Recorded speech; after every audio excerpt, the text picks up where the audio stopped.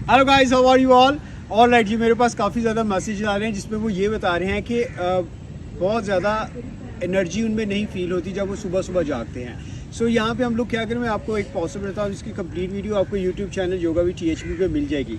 एक वीडियो में आपको बता रहा हूँ, एक पोस्चर में बता रहा हूँ, इस तरीके से आपने अपने दोनों पाँव को खोलना है और यहाँ पे आपने अपने दोनों हाथों को यहाँ तक लेके जाना है, अगर आप लेके आ सकते हैं।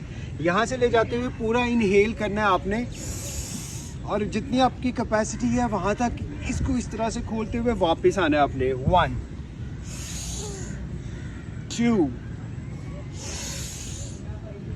3 इस तरीके से आपने करना है। इससे आपका जो पेट है वो भी ख़त्म होगा और साथ ही साथ आपकी जो एनर्जी है, आप यहाँ पे बहुत ज़्यादा थके रहते हैं, यहाँ पे थके रहते हैं, हर जगह पे आपको थकावट रहती है, वो भी आपकी दूर हो जाएगी। Thank you very much for watching the video. और इस तरह की और बहुत ज़्यादा वीडियोज़ को देखने के लिए YouTube channel yoga with THB को फॉलो कीजिए और बाकी लोगों तक भी शेयर कीजिए जिनको आप समझते हैं कि उनको इसकी ज़रूरत है। Thank you very much.